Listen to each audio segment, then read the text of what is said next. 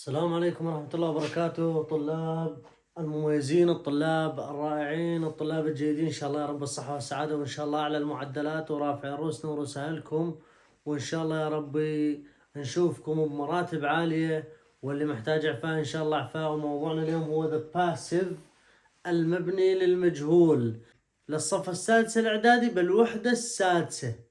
تمام، هو موضوع المبني للمجهول.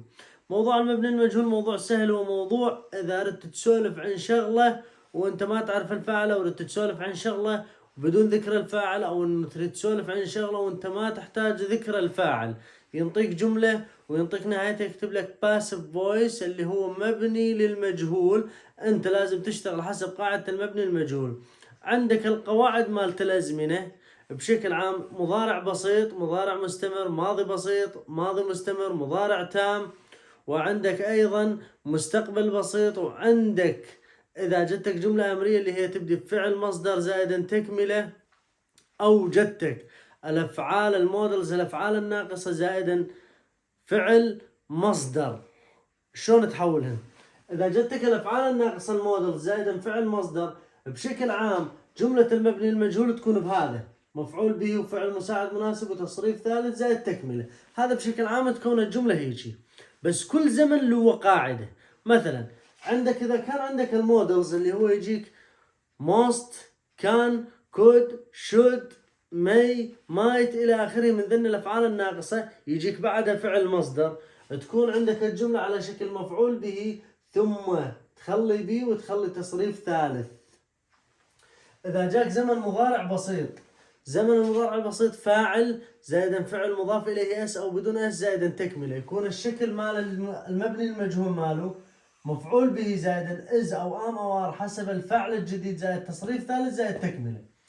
إذا كان عندك زمن مضارع مستمر، والمضارع المستمر فاعل زائدا از ام ار زائدا فعل مضاف إليه اي ان جي زائد تكملة. الشكل مال المبني المجهول ماله هذا: مفعول به is am are زائدا being زائدا تصريف ثالث زائد تكملة. إذا جاك الزمن ماضي بسيط، زمن الماضي البسيط اللي هو فاعل زائدا فعل ماضي زائدا تكملة، والفعل الماضي يكون إما شاذ أو قياسي. الشكل مال المفعول به مال المبني المجهول مفعول به زائدا was أو were حسب الفعل الجديد ثم تصريف ثالث ثم تكملة. إذا جاك زمن ماضي مستمر، الماضي المستمر فاعل زائدا was أو were زائدا فعل مضاف إليه ing زائد تكملة. شكل المبني المجهول ماله يكون مفعول به was أو were حسب الفعل الجديد being تصريف ثالث زائد تكملة. المضارع التام فاعل زائدا has أو have زائدا تصريف ثالث زائد تكملة. شكل المبني المجهول ماله يكون مفعول به has أو have been زائد تصريف ثالث زائد تكملة. المستقبل البسيط فاعل زائدا will أو shall زائدا فعل مصدر زائدا تكملة. شكل المبني المجهول فاعل زائدا will be زائدا تصريف ثالث زائد تكملة. الانفينيتيف الجملة الأمرية مرات تبدي لك بفعل مصدر وتسمى انفينيتيف لأن تبدي بمصدر. انفينيتيف يكون فعل مصدر زائدا تكملة. شكل المفعول به يكون شكل المبني المجهول يكون مفعول به زائدا to be زائدا تصريف ثالث زائد تكملة. هذه أشكال كل الأزمنة اللي ممكن تجيك، والمطلوب منك تحولها إلى مفعول به مبني المجهول بهذا الشكل. أول شغلة تخليها ببالك إنه تحذف الفاعل، تخلي المفعول به أول الجملة، تخلي فعل مساعد مناسب للمفعول به لأن المفعول به صار الفعل الجديد، لازم يكون فعل مساعد مناسب له، ووضع تصريف ثالث للفعل والتكملة إن وجد. شلون الحل؟ A reporter writes an article، أجي على هاي الجملة مطلوب من عندي passive voice فاعل زائدا فعل مضاف إليه اس زائد تكملة. هذا يا زمن اصفن لها شوي يا زمن زمن المضارع البسيط. زين، زمن المضارع البسيط بهذا الشكل من كان مبني للمعلوم، من كانت الجملة معلومة. هسه أنا بدي أحوله مبني للمجهول لازم يكون بهذا الشكل. المضارع البسيط يكون بهذا الشكل: مفعول به is am are حسب الفاعل زائد تصريف ثالث زائد تكملة. الفاعل هو المفعول به. زين، أول شغلة يقول لي حذف الفاعل. حذفت a reporter. زين، شو يقول لي؟ وضع المفعول به أول الجملة. هذا المفعول به. A reporter writes an article. صاحب التقارير أو المحلل أو الشخص اللي يكتب لنا كتب مقالة.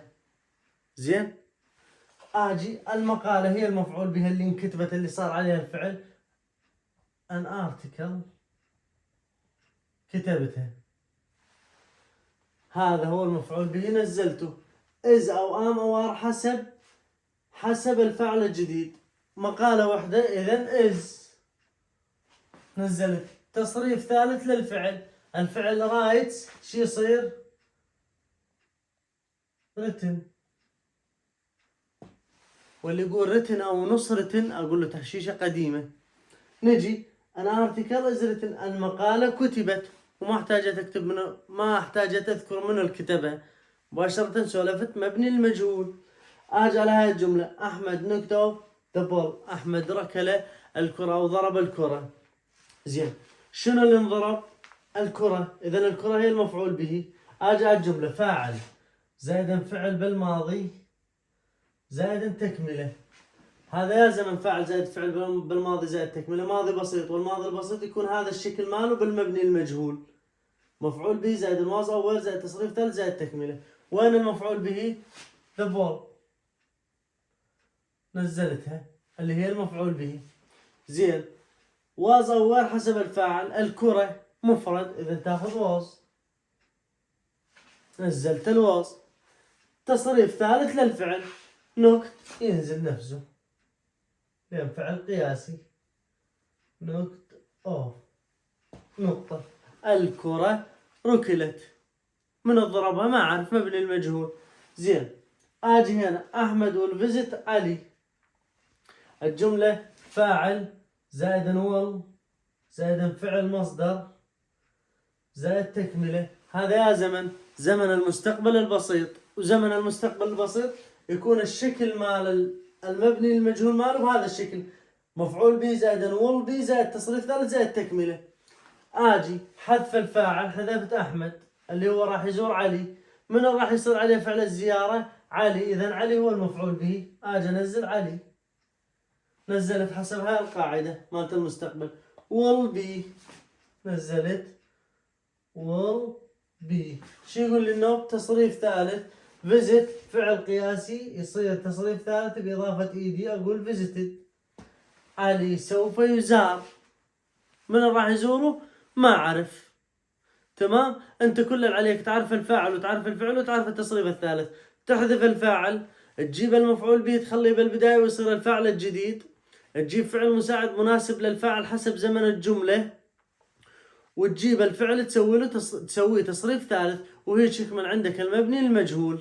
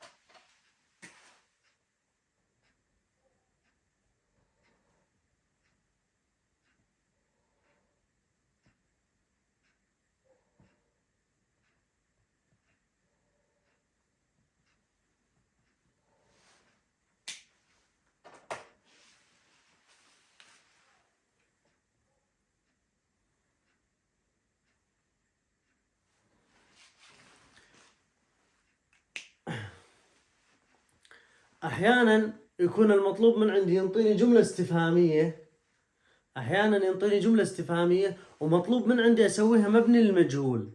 زين أنا شلون هنا أعرفها بيا زمن؟ أسوي شغلة واحدة بس، أحذف أداة السؤال وأقدم الفعل المساعد على الفاعل. حذفت أداة السؤال وير؟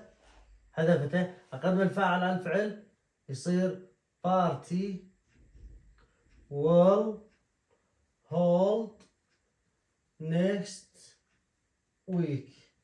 صار عندي فاعل زائدا will زائدا فعل بالمصدر زائد تكملة. هذا يا زمن future اللي هو المستقبل، future simple المستقبل البسيط. زين عرفت انه هذا المستقبل البسيط. المستقبل البسيط يقول عندي لازم مفعول به زائدا will be زائدا تصريف ثالث زائد تكملة. مفعول به زائدا will be زائد تصريف ثالث زائد تكملة. زين المفعول به هو شنو؟ اجي هذا الفاعل، تمام، وهذا فعل مساعد، وهذا فعل، وهذه تكملة. زين وين المفعول به؟ المفعول به هو جاي يسولف عن شنو؟ يسولف عن الحفلة. إذا الحفلة هي نفس المفعول به، الحفلة هي نفس المفعول به، ما غيرت كل شيء أنا. بهاي الحالة إنه أنا من معنى الجملة عرفت إنه المفعول به هي نفس الحفلة. إذا أنزلها حسب هاي الجملة party will be زائد تصريف ثالث الهولد تصير held next week نقطة. نزلتها بهذا الترتيب حسب زمن المستقبل. أحذف هذه لأن أنا بس بتستدل بيها. أجي أنا شو أسوي؟ أريد أنزل فعل، أنزلها حسب هذا الترتيب، أداة سؤال وفعل مساعد ومفعول به تصريف ثالث زائد تكملة. أداة السؤال وير؟ أنا حليتها هنا بس هذا الحل مو مثالي ولا نموذجي. الحل النموذجي لازم يكون ضمن أداة السؤال. فأنا مجرد هاي حليتها حتى أفتهم ياهو الفاعل ياهو الفعل، أفتهم ترتيب الجملة حسب الزمن المنطيني إياه. نزلت أداة السؤال، فعل مساعد اللي هو will be. زين أنزل will بس ما نزل البي. الفاعل راح يصير وراها اللي هو المفعول به party. will be إذا يجي الفاعل يصير بيناتهن، لكن الإز والآم والآر والواز والوير وغيرها ما يجي بيناتهن، بس will be يصير المفعول به بيناتهن فتصير بي. فصارت هذه اثنين فعل مساعد وهذا مفعول به وهذه أداة السؤال. ظل عندي شنو؟ التصريف الثالث held والتكملة next week. أخلي علامة السؤال question mark. وهذا هيك تكون عند الجملة بالحل النموذجي حسب الباسيف فويس حسب هذا القاعدة. هذا في حالة إن انطاك سؤال وراد من عندك تحويله إلى مبني المجهول. كل اللي عليك تحذف أداة السؤال، تقدم الفعل المساعد على الفاعل حتى تعرف زمن الجملة، تشتغل على الجملة كأنها جملة عادية، بعدين ترجعها حسب هذا الترتيب. أداة سؤال، فعل مساعد، مفعول به، تصريف ثالث زائد تكملة حسب هذا الترتيب. تكون عندك الجملة شنو؟ الجملة محلولة بشكل كامل. محلولة عندك الجملة بشكل كامل حسب زمن الجملة وحسب المطلب اللي هو جملة استفهامية. أشوفكم فيديو ثاني، في مان الله.